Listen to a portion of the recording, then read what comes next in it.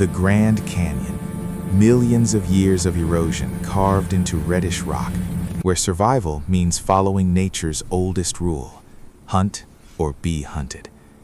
But what happens when a mountain lioness, one of North America's most efficient predators, finds a defenseless mule deer fawn and doesn't kill it? In the remote corners of this vast canyon, a female mountain lioness made a choice that defied every instinct etched in her DNA. What you are about to discover challenges everything we thought we knew about predator and prey.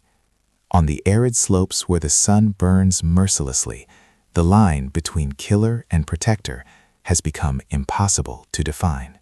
If you enjoy this type of story, please like and subscribe to the channel to help me bring you more stories like this. That said, let's get straight to the video. The slopes of the Grand Canyon awoke that dawn to the heavy silence that precedes tragedy. A landslide had swept away part of the North Trail during the night, leaving behind a cloud of reddish dust and rock debris. Among the rubble, a faint movement caught their attention. It was a mule deer fawn, no more than a few weeks old, trembling beside the motionless body of its mother. The adult female had not survived the rock slide. The small herbivore pressed its snout against its blood-stained fur, emitting high-pitched sounds that echoed off the canyon walls, a desperate call that would never be answered.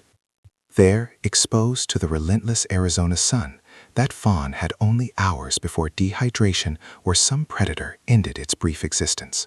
The mountain lioness appeared out of nowhere, as big cats do. Her muscles rippled beneath her golden fur as she descended silently along the rocky trail, following the scent of blood carried by the wind. Her yellow eyes immediately locked onto the vulnerable cub. This was the moment millions of years of evolution had prepared: the predator before the perfect prey, defenseless, unable to flee. The Puma female approached slowly, each step calculated, her retracted claws lightly scratching the surface of the rocks. The mule deer fawn raised its head, its large, dark eyes meeting those of the hunter. There was no way to run. There was nowhere to go. Instinct should have dictated what came next: a swift leap, jaws closing around the fragile neck, and then silence. But the leap never came.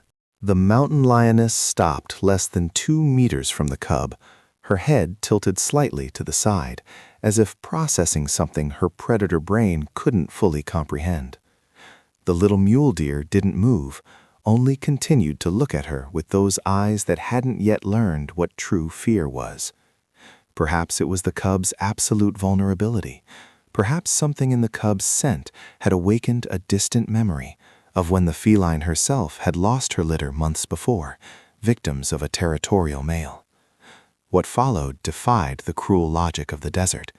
Instead of attacking, the puma approached and began to delicately lick the cub's dust-stained fur, removing the debris from the slip with the same care she would give to her own offspring. The days that followed transformed that arid slope of the Grand Canyon into an impossible scene. The mountain lioness did not abandon the mule deer fawn. On the contrary, she assumed the role of protector with a determination that seemed to defy her own nature. For the first 48 hours, the feline remained close to the small herbivore, warding off vultures circling in the sky and intimidating coyotes that approached curiously, attracted by the smell of carcass. The fawn, still weak and disoriented by the loss of its mother, began to follow the puma as if she were its only anchor in a hostile world. When hunger began to bite, the situation became even stranger. While the mountain lioness hunted small rodents and lizards for herself, the mule deer fawn instinctively sought low vegetation, nibbling on dry shrubs and cacti. Two completely opposite food worlds, sharing the same territory. The weeks transformed that unlikely relationship into a surprising routine.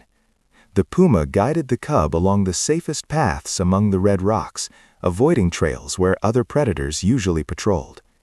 At nightfall, when temperatures plummeted and the Arizona desert turned icy, the big cat lay down next to the little deer, offering the warmth of her furry body as protection against the cold.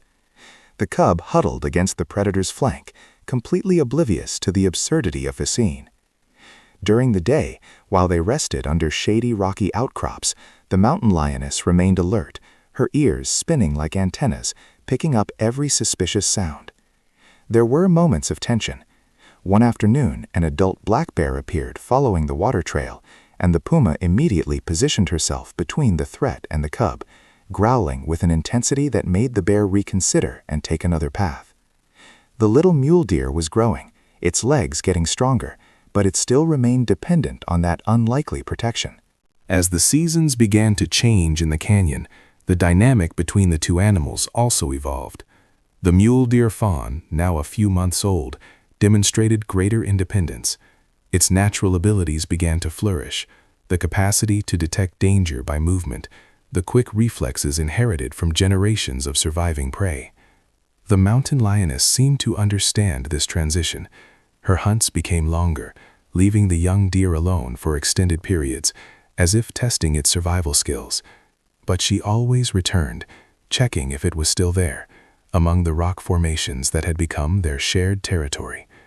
On clear nights, when the moon illuminated the stratified walls of the Grand Canyon, the two could be seen resting on a high ledge, the silhouette of the golden predator next to the delicate form of the herbivore, two species that nature never designed to coexist, but which had found, in that forgotten corner of Arizona, a reason to remain together.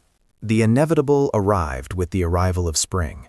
The young mule deer, now almost an adult, began to exhibit behaviors that the mountain lioness recognized: the need to find others of its kind, the instinctive call to perpetuate its lineage. On a misty morning, when the canyon was still shrouded in a low mist rising from the Colorado River, the deer strayed further than ever before. The mountain lioness watched it from afar, not following it this time. Her yellow eyes tracked its every movement as it disappeared among the twisted pines that grew on the upper edges of the canyon. There was no dramatic farewell, no cinematic last look, just the silent acceptance that this improbable cycle had come to an end. The mountain lioness remained on that ledge for hours, watching the horizon, before finally turning and descending the familiar trails.